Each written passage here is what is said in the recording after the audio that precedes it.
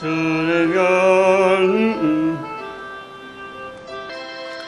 모든 죄에 빠진 자 예수 영접하시니 너도 쫓겨나가며 편히 쉼을 얻으리.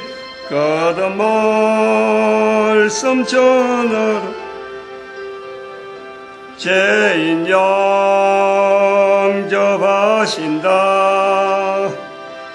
거듭 밝히 전하라. 죄인 영접하신다. 아멘. 하나님 말씀 요한1서 3장입니다. 요한1서 3장 1절에서 끝절까지 말씀 교독합니다. 1절 말씀 제가 먼저 번들어 봉독드립니다. 보라, 아버지께서 어떠한 사랑을 우리에게 주사 하나님의 자녀라 일컬음을 얻게 하셨는고 우리가 그라도다. 그러므로 세상이 우리를 알지 못하면 그를 알지 못함이니라. 요한1서 3장입니다. 요한1서 3장, 특히 요한1서, 요한복음, 요한계시록, 요한이 남긴, 사도 요한이 남긴 글에 대한 그 자리, 여기에 어디 독특함에 대한 것은 우리가 아주 참 깊이 또 절실히 그리고 뚜렷한 분명한 차이를 인식을 해야 돼요. 우리가 요한이 지금 이 요한 1서를 기록하면서 요한 1서 2장에 이렇게 쓴다. 또 나중에 그 요한 계시록도 써라. 써서 알려라. 요한 복음에도 이렇게 쓴 것은 뭐 때문에 썼다. 이런 그 표현을 요한 복음에는 전부 다 동일하게 이 공통되게 쓰는 것에 대한 내용, 행동, 남겨야 될 이유, 그게 다 포함되어 있는 거예요, 그게. 그게는 한결같이 절박한 것이 있다는 거예요, 절박. 그 절박한 상황을 우리가 이렇게 받아들이는 개인의 받아들이는 모델, 무엇이 있어서 절박하다. 우리가 한 사람들이 살아가면서 말이죠. 저도 이 세상을 한 60년 살아오면서 나이 20살 이후로 때부터는 제가 생각할 때는 그전에는 고등학교 다닐 때까지는 고등학교 다닐 때는 참 부모님들이 해주는 참 밥, 옷, 이거 전부 다 부모님들 의해서 주어지니까 그때는 도대체 세상이 어떤지 모르는 거예요. 그런데 막상 고등학교 졸업을 딱 하고 이제 그 고등학교 졸업하기 전부터 벌써 고등학교 2학년부터 대학의 진로에 대한 이 어떤 고민을 그때서 내가 비로소 내 개인의 진로에 대해서 내가 그때 비로소 한 거죠. 근데 상황 자체가 이게 진로 내가 생각하고 또 다른 사람들이 바라보는 어떤 그런 방향에 대해서 내가 가는 이 길이 이게 뭔가는 일반적이지 않다. 내 상황에서 그걸 받아들여야 되는데 어떤 환경, 어쩔 수 없이 가야 되는 이 환경, 이런 데서 이 고민들이, 갈등들이, 그러니까 지금까지 부모님에 의해서만 통제가 되던 그 환경에서 부모님의 통제를 벗어난 또 다른 내가 결정해야 될, 내가 바로 나가야 될 그런 상황이 있더란 말이에요.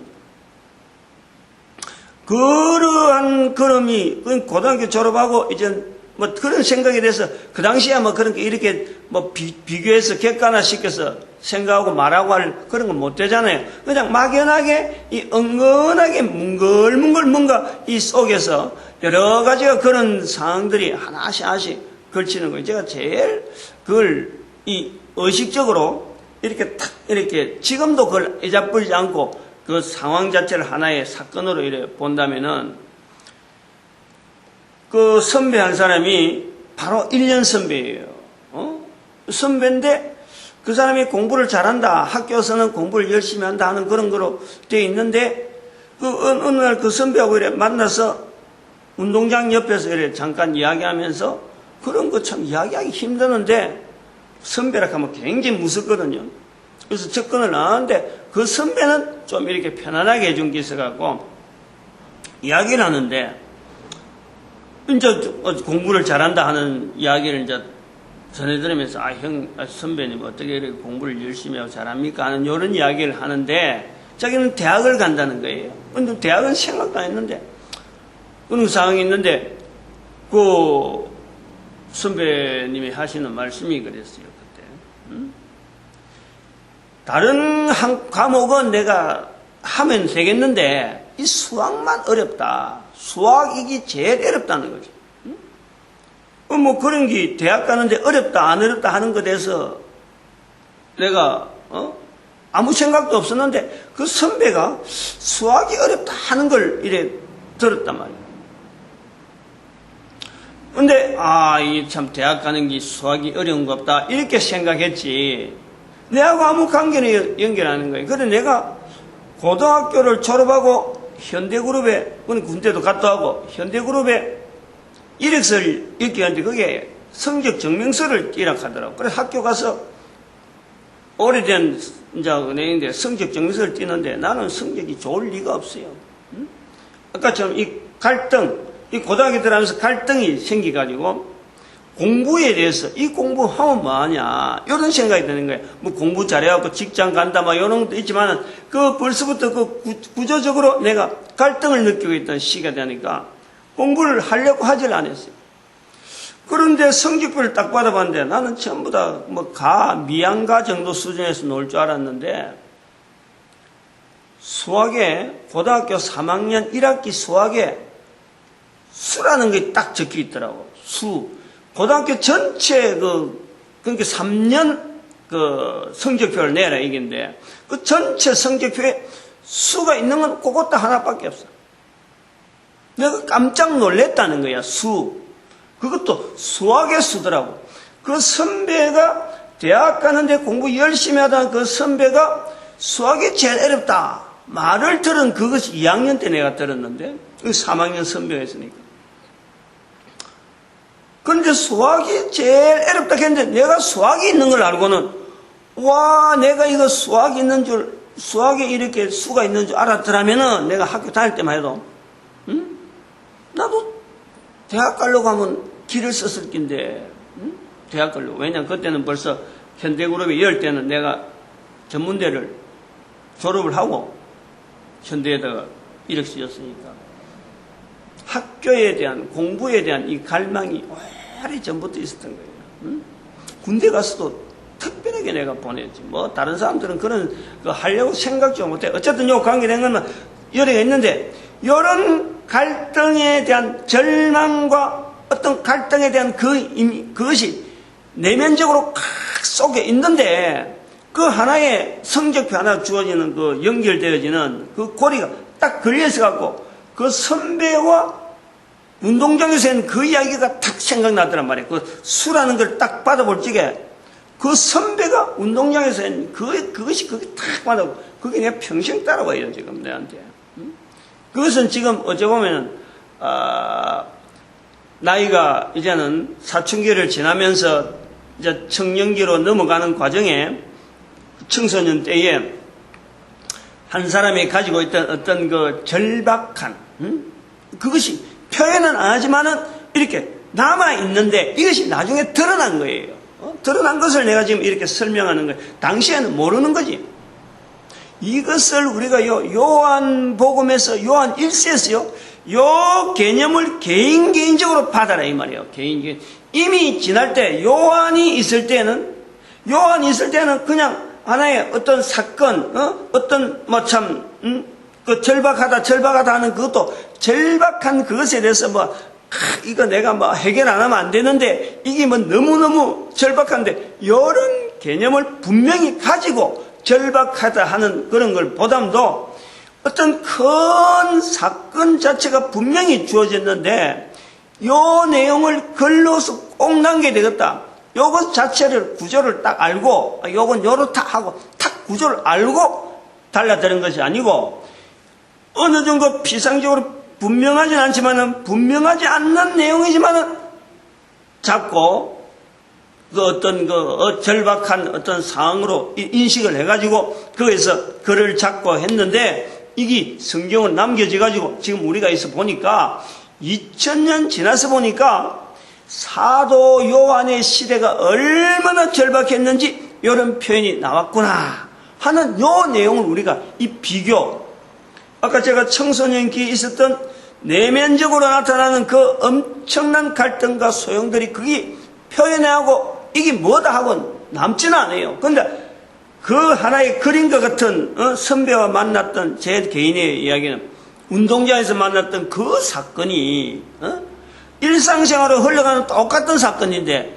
나중에 성적표 하나 딱 받아보고 그거하고 연결된 그 운동장에서 이야기했던 그것이 바로 그 순간에 딱 생각나면서 아니 내가 수학의 수가 된 줄 알았으면은 내가 왜 전문학교에서 내가 졸업하고 나서 왜 전문학교에 있을까? 그것도 전문학교 가는 것도 굉장히 어렵게 학교를 갔거든. 그 당시에는 대학이라 하는 이런 개념 자체를 꼭 가야 된다 하는 이런 건 없었고 그냥 개인적으로 대학이란 데가 나도 갈 수가 있겠다는 것을 생각을 내가 안 했다는 거지. 이제 수학의 수가 있었더니 알았으면 나는 그걸 내가 알았더라면 학교 다닐 때 3학년 1학기라도 수학에서 수를 하라는 걸 알았더라면요. 이 학기 자체를 내가 공부를 다르게 했겠지. 그런 생각이 있는 거예요. 전혀 학교 다닐 때 수학이라든지 공부라든지 이런 것에서 대학에 대한 진학은 일절 생각을 안 했다는 거죠. 마음만 있었어요. 마음만.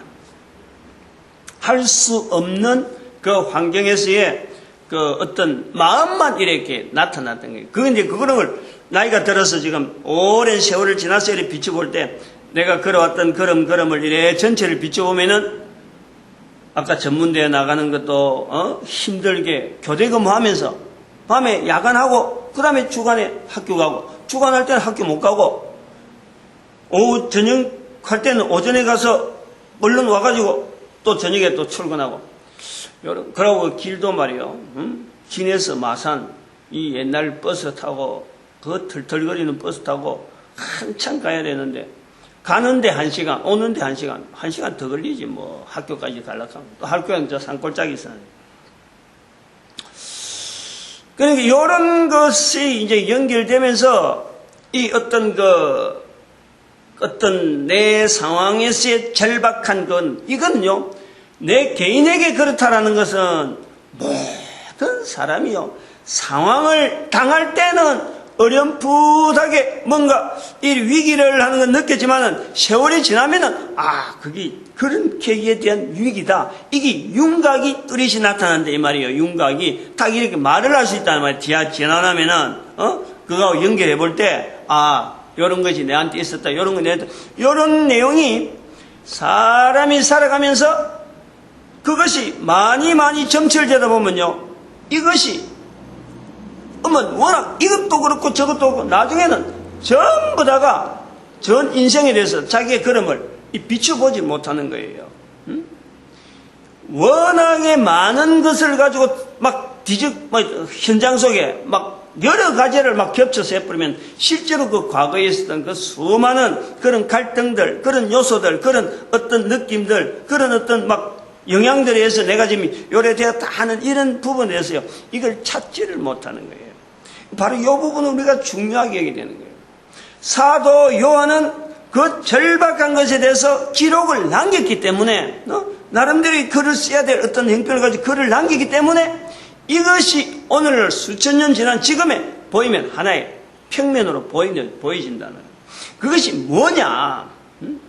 사도 바울을 통해서는 우리가 절대 느끼지 못하고 또 사도 베드로도 통해서 어느 사도들 통해서도 느끼지 못하는 사도 요한을 통해서 나타났던 그 절박한 상황을 평면적으로 서술적으로 나타낼 수 있는 상황에 우리가 추정해 볼 수 있는 내용이 뭐냐? 사도 요한의 글을 통해서 그 상황, 그 당시의 상황을 자세하게 기록은 안 했지만은 그 절박했던 것에 대해서 남기는 글을 통해서 하나의 상황을 우리는 평면적으로 탁 본다 이 말이에요.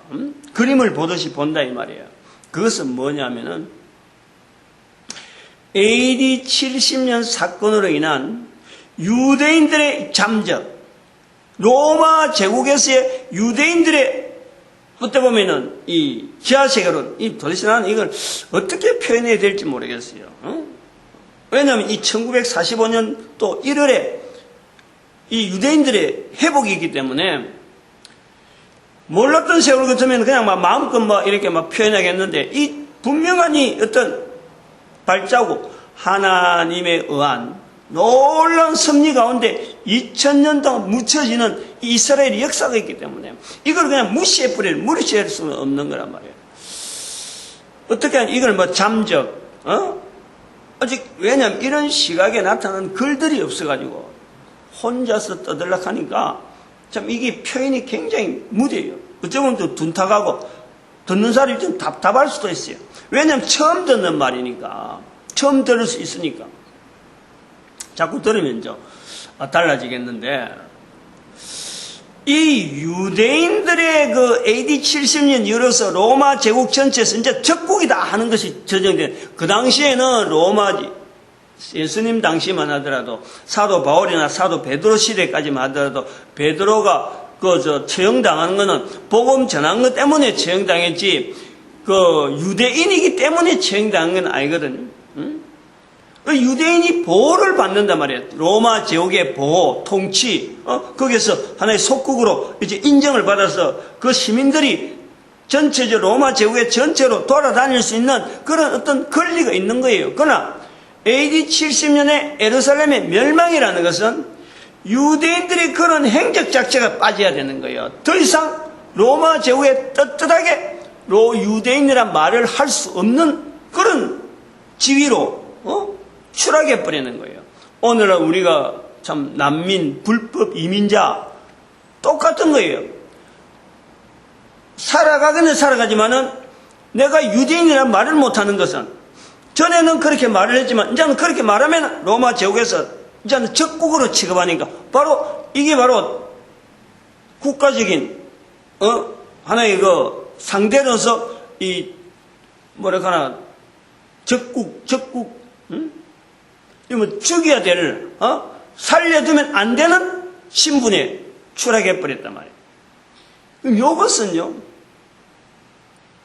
이게 요한복음에 의해서 이것이 우리한테 나타나는 그 의미가 뭐냐 그러면은 요한복음 있고 요한 1서가 있고 요한 계시록이 있으니까 우리가 이걸 받아들여야 되는 상황에서 봐야 될 건 뭐냐 그러면 아주 중요한 이거는 성경 전체를 봐도 이게 굉장히 중요한 어떤 사건이라는 거예요. 그 개념을 우리가 좀 알아야 되는 거예요. 다시 말하면은 유대인들이 있을 때하고 유대인들이 사라졌을 때하고 로마 제국의 입장에서 보면은 하나의 정치적인 대적 세력으로서 어떤 국가적인 입장에서 그래서 쫓아내라고 했는데 유대인으로 있었던 이 사도 요한이 오래되어진 예수님의 제자로서 오래 살아왔던 그 걸음을 늘 보고 있다가 그렇다고 해서 사도 요한이 처음부터 요한복음을 적고 막 이런 건 아니잖아요. 왜 요한복음을 기록해야 되느냐, 왜 요한 1, 2, 3서를 기록해야 되느냐 하는 것은 이 AD 70년 사건 이후부터 나타난 거란 말이에요. 이후부터. 그 상황 자체를 왜 이렇게 기록되어야 되냐 하면은 요한이 바라보는 로마 제국에서 유대인들의 위치가 유대인들이 있을 적에는 적어도 사람들에게 일반인들에게 소위 말하면 하나님께로부터 주어지는 이런 여러 가지 표현들, 성경의 구약 성경에 넘어왔던 수많은 내용들의 표현들이 해당 중심으로 또 그런 사회생활을 하면서 이런 대화들이 피차간에 주고받는 거예요. 이렇게. 그러면 영향이 있다는 거예요. 유대인들의 영향이. 로마 제국에 비록 속국이지만은 생활 속에서, 삶 속에서 저들이 흩어져서 나타나는 언어, 보여주는 생활, 그리고 그런 것이 일종의 통용이 되어서 예수 그리스도 오심으로 통해서 저들에게 저들을 기준으로 해가지고 저들을 통해서 막 이렇게 퍼져나간 거예요. 복음이, 예수님에 대한 소식이 전혀 근거 없는 것이 아니고 오실 것에 대한 것을 분명히 예수님의 오심에 대해서 예언되어진 사건에서 사도 바울도 오시고자 하신 예수님께서 오셨다라는 것이 통해지는 거예요. 이것이 듣는 유대인들도 왜 하필 오는 분이 왜 십자가에 죽은 사람이냐라는 거지, 오시는 것에 대해서 부정이 아니라는 거예요. 이런 것이 예수님 오실 것에 대해서 약속이 되어져 있고 이것이 주어지는 것이 유대인들에게는 이게 통령이 되어지고, 이런 통령이 로마 제국의 유대인들이 사는 곳에서는 먹혀 들어간다. 소위 말하는 언어가 이렇게 통용이 된다는 거예요. 그러네 로마 제국에서 유대인들이 잠적하는 이 사건은 바로 이런 구도가 안 되는 거지. 유대인들이 만연되어 있는 속에서 그를 근거로 해서 대화가 되고 그들을 통해서 전파가 되고 하는 이런 구도가 이게 끊겨버린단 말이에요. 끊겨버린다. 이것은 또 다른 의미에서는 복음 현장에 대한 큰 변화이기도 하지만은 또 한편으로는 유대인들을 통해서 나타내고자 했던 그 언어에 대한 여러 가지 영역들이 헬라 철학으로부터 이어진 여러 가지 다양한 즉 성경에 우리가 기존에 알고 있는 성경에서 늘 이래 지적하고 있는 여러 가지 우리 인간사에서 나타나야 되는 수많은 표현들에 대해서 이것이 유대인들이 사라져 버리니까 이제는 헬라 철학이 막 불쑥불쑥 일어난단 말이에요. 지금까지 헬라 철학의 영향을 잘 모르던 유대인의 입장에서 볼 때, 특별히 복음을 전해야 될 제자 사도 요한의 입장에서 볼 때는 처음에는 예수 그리스도에 대한 내용이 자꾸 알려지고 잘 참 전해지는 듯 보이다가 AD 70년 사건 이후로는 복음 전해지는 내용이 그냥 툭 떨어지는 거예요. 복음의 내용이 아니고 예수 그리스도에 대한 내용이 아니고 헬라 철학이 막 섞여가지고 유대인들이 사라지면서 헬라 철학이 막 섞여가지고 올바르지 못한 내용들이 교회 안에서 막 서로 막 통용되는 거예요. 표현이 막 나오는 거예요. 여기에서 사도 바울, 사도 요한에 가지고 있는 갈등이 있다니, 갈등. 왜 예수님께서 오신다 그러더만은, 오신다 그러던 예수님께서 왜 지금까지 오시지 않고, 왜 전하는 이 내용 자체가 이제 이렇게 와전되고, 헬라 철학에 의해서 막 점령당하는 듯한 이런 위기, 여기에 이런 절박감이라는 거야. 요한의 사도 요한복음이나 요한 1, 2, 3서 이 내용을 언급하지 않고 이 내용을 근거로 하고 요한복음에 대한 자세를 접근하지 않으면요, 너무너무 큰 우리는 실수를 하게 된다는 말이에요.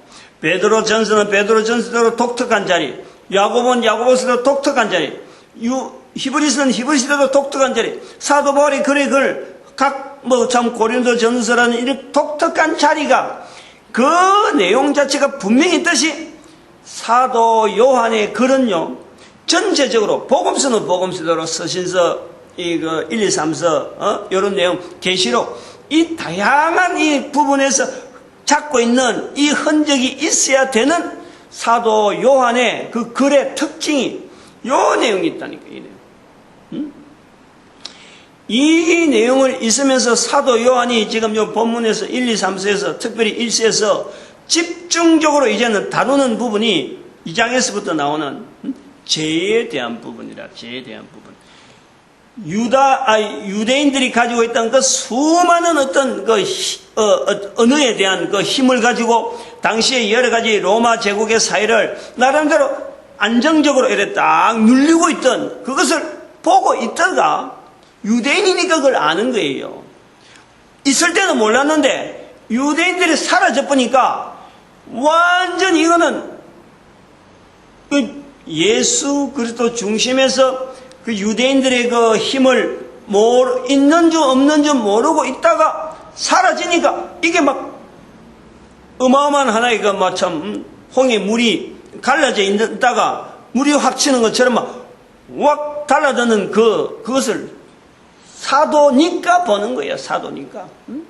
예수 그리스도를 전하려고 하는 복음을 통해서 전하려고 하는 사도니까 이걸 본 거예요. 전도 현장에 대한 자세가 없고 그냥 사도도 아니고 그냥 갔으면 그냥 뭐 몰랐던 거예요. 근데 사도니까 봤기 때문에 여기 돼서 뭔가 글을 남겨야 되겠다. 그래서 복음서도 손을 대고 요한 1, 2, 3서가 남아있는 그 상황이란 말이에요. 근데 그 수많은 상황 속에 수많은 유대인들이 가지고 있던 그 기능들 중에서 그 다 한 사람이 다 설명할 수 없고 한 사람이 다 그런 표현을 말할 수가 없잖아. 그런 상황 자체를 지금 우리는 글로서 기록된 걸 보니까 평면적으로 이렇게 말을 하는 거지. 요한이 볼 때는 지금 뭐 정신이 없는 거예요. 정신이 없는 거예요.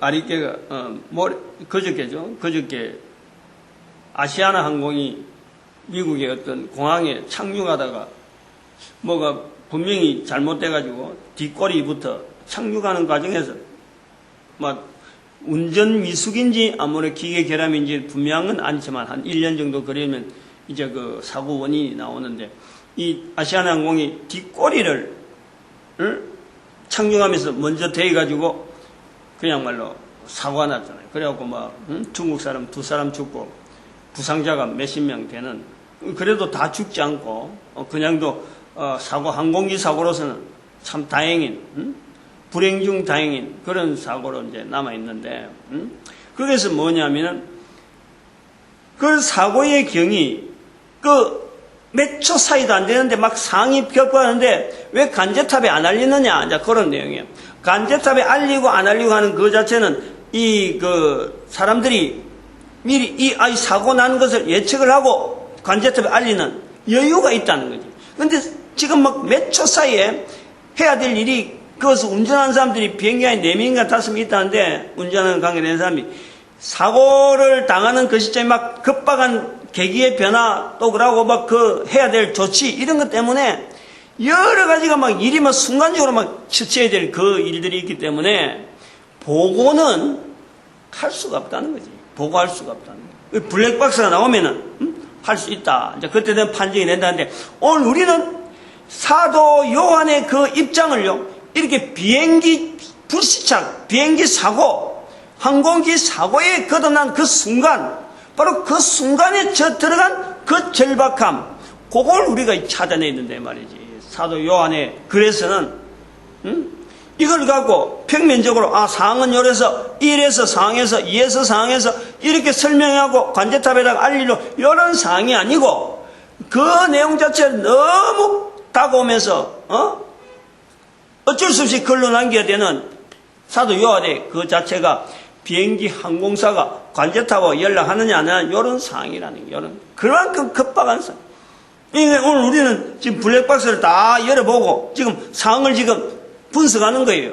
그 분석가 중에서도 블랙박스를 제대로 알고 있는 사람들이 있는가 하면은 뭐 상황을 전혀 엉뚱하게 하면은 이 결과가 전혀 다르게 나오는 거예요. 그게 오늘 우리에게 있는 해석의 내용이래, 해석의.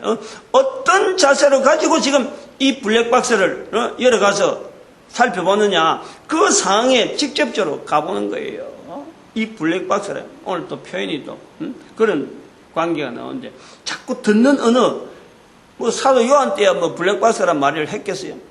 그 2000년 지나면서 오늘 우리 시대에 지금 현재 블랙박스를 보는 그런 상황으로 지금 보는 거예요. 급박한 분명한 어떤 사고 자체를 가지고 지금 이미 사고가 났기 때문에 블랙박스를 지금 검토를 했는데, 우리는 대부분이 요한복음이나 요한 1서란 이런 볼 때 여기에 대한 이런 절박한 것에 대해서 모른단 말이에요.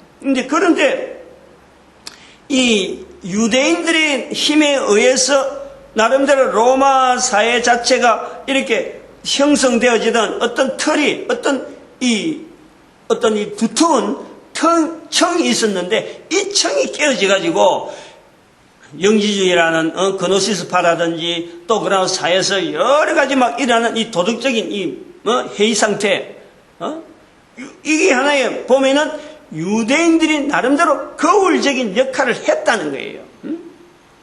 유대인들의 오래된 어떤 생활의 배인 여러 가지이기 때문에 그런 것이 하다가 이게 뒤틀려 가지고 사회 전체가 이제는 AD 70년 사건 통해서 로마의 역사에서도 로마 대제국의 그 어떤 역사 속에서도 로마 팍스 로마나라는 그 시대가 있어요.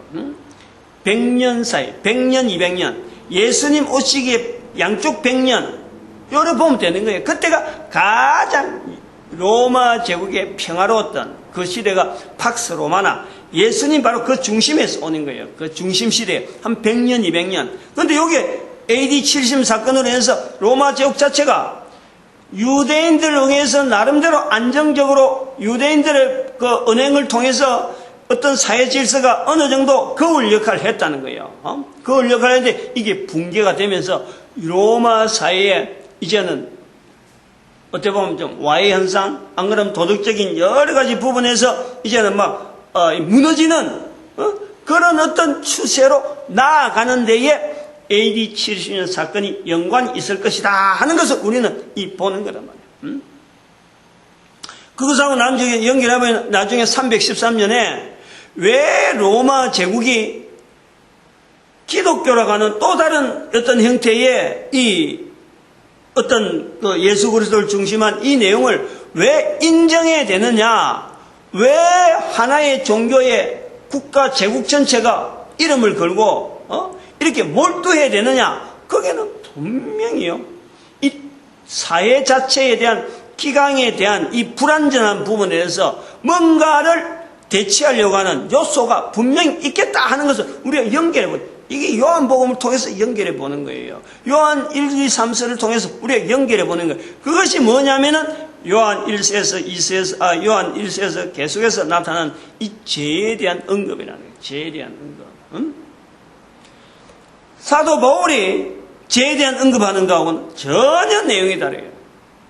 그래서 요한 1서에서 나오는 요한 1서, 2서, 3서나 이런 데서 요한복음에서 나오는 죄는요, 이게 철저하게 죄에 대한 다양한 표현을 소위 말하면 그 그노시스파 영지주의라고 하는 이런 자들이 하나의 철학적이고 막 조그만 하면 변하고 하는 이런 개념에서 여러 다양한 언어를 가지고 죄라고 하는 이 개념을 로마 사회라가 인식을 시키는데 그것이 엄청나게 개인적이고 또 인간적이고 자기는 피해버리고 자기는 죄를 지었지만은 죄에 대해서 나오는 형벌 자체는 자기는 피하려고 하는, 몸으로 분명히 죄를 짓는데 몸은 죄를 짓지만은 내 영혼은 깨끗하다. 그래서 그 이원화시키는, 죄를 짓는 상태하고 실제로 그 속에 있는 개체하고 이것 자체를요 분리시켜가지고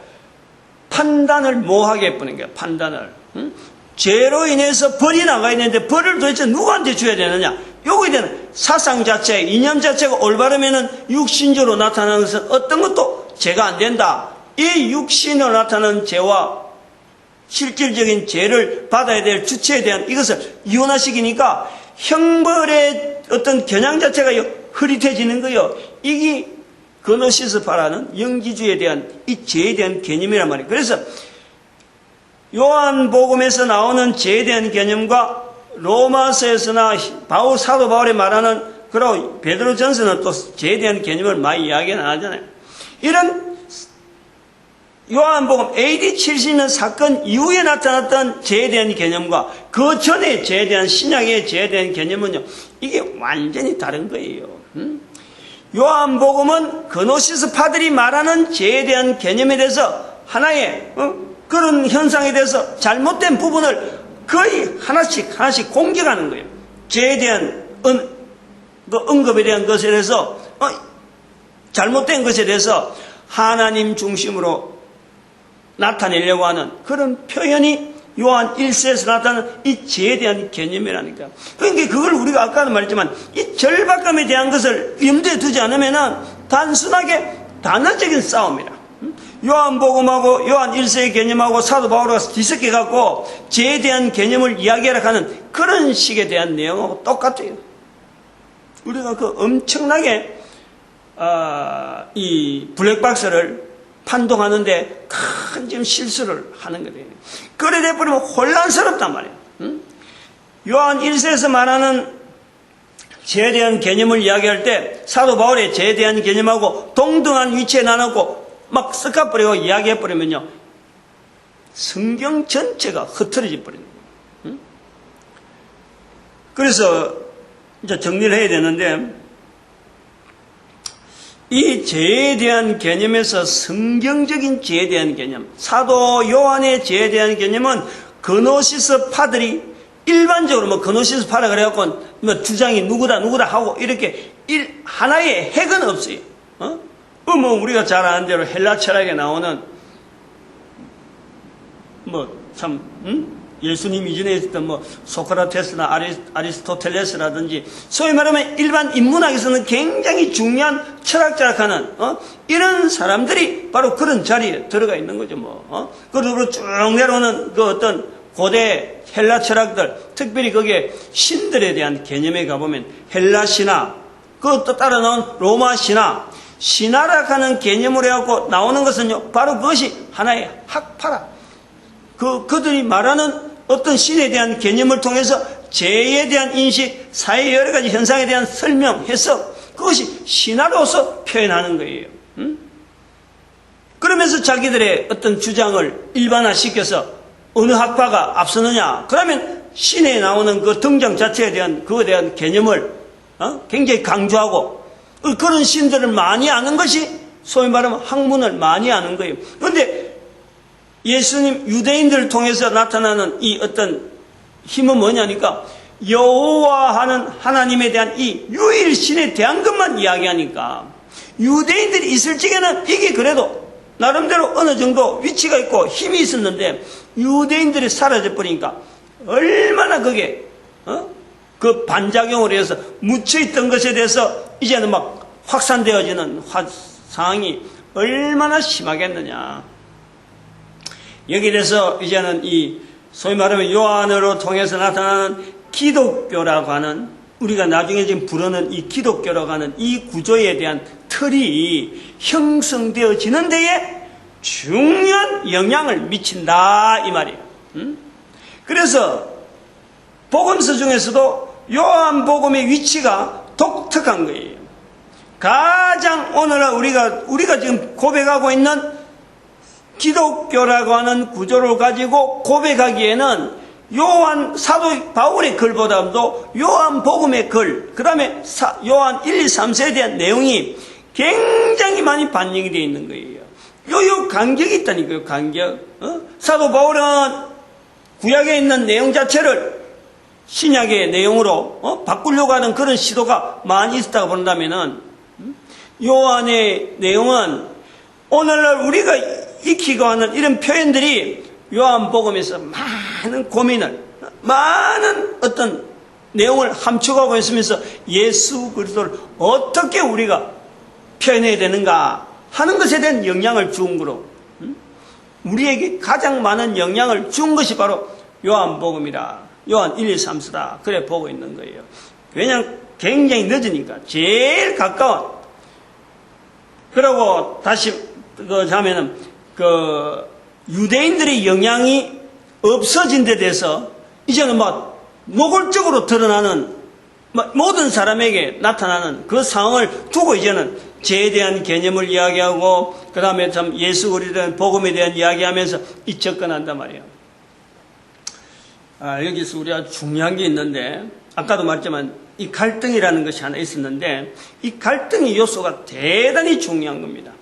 사도 요한이 이런 죄에 대한 개념을 보면서 그노시스파에 대한 이런 내용을 하고 지적을 하고 공격을 하고, 그것이 성경적인 죄에 대한 내용을 갖고 이야기한 중에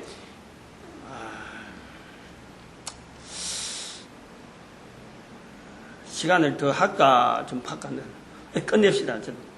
이 두 가지 요소, 분명한 것은 예수님이 오신다고 하는 이것 자체가요, 사도 요한에게 어마어마하게 중요한 요소라니까. 그 당시에 비록 오시지 않았지만 오시면은 나는 이 상황이 이 모든 상황을 수용하는 거예요.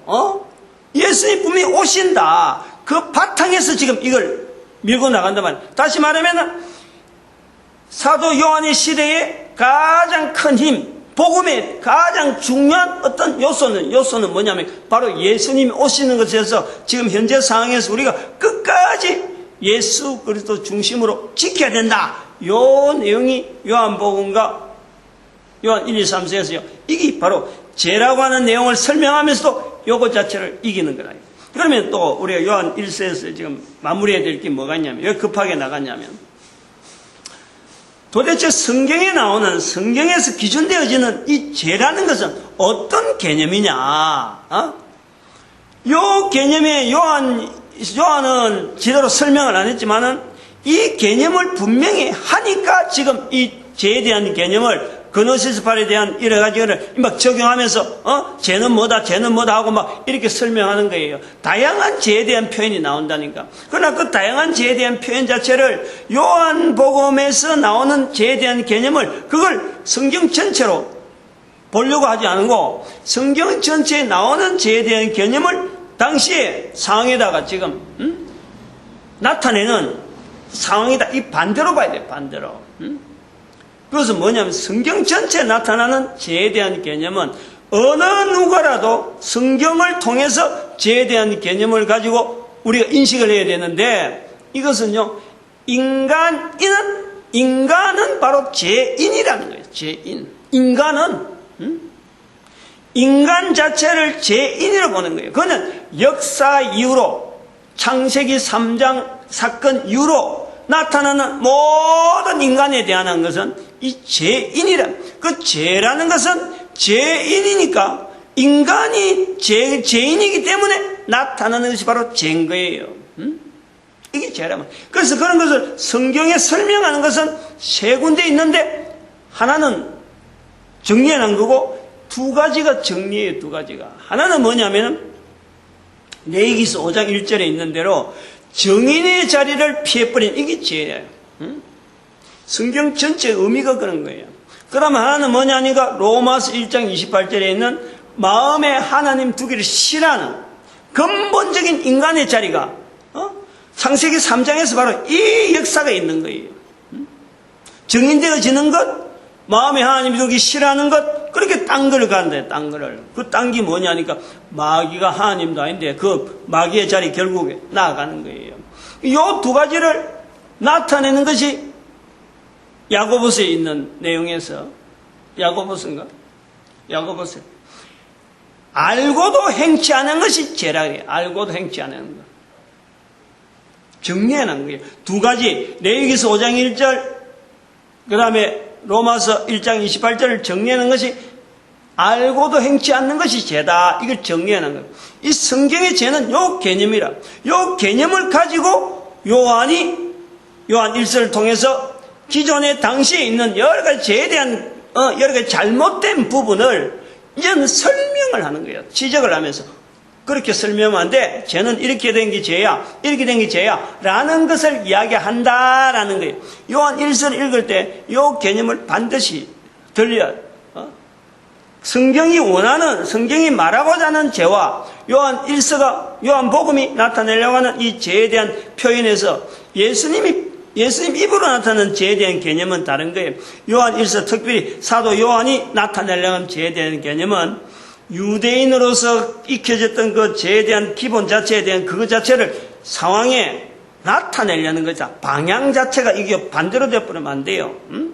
그래서 요한 1세에 나타나는 개념을 갖고 사도 바울의 죄에 대한 개념하고 1대1로 맞부딪히는 이런 식으로 붙어버리면 방향이 틀리면 안 된다니까. 그노시스 8을 향하는 그노시스주의에 의한 그 죄에 대한 개념을 지금 분쇄하려고 하는 그러한 표현에서 죄에 대한 내용이 많이 나타난단 말이에요. 오늘 여기까지 해야 될 것 같아요. 오늘 우리들 자리에 이 사도 요한의 전도 현장적인 이런 현장이 없으면요, 절대 이 이 글이 나올 수 없다 하는 아주 절박한 것을 우리가 더 익히고 내 한 사람이 살아가는 데서 내 한 사람이 바로 이런 절박한 현장에서 어떤 부분을 갖고 붙잡고 있으면은 하나님 반드시 그를 통해서요 사도 요한보담도 베드로보담도 사도 바울보담도 지금 이 시대에 해야 될 일이 너무 크기 때문에 어마어마한 사역이 우리한테 주어져 있는 거예요. 그걸 먼저 알고 나가는 사람들이 바로 전도자라고 하는 이 자리라. 전도자는 우리의 큰 축복인 줄 알고 우리가 사모하는 자리가 되어지고 모든 교회는 지금 전도하는데 이런 뭐 잊어버린 부분에 대해서 우리가 다시 찾아나가야 되고 우리 민족이 하나님 앞에 쓰임받는 복된 민족이 되어지도록 축복하는 시간 주여 감사합니다. 주여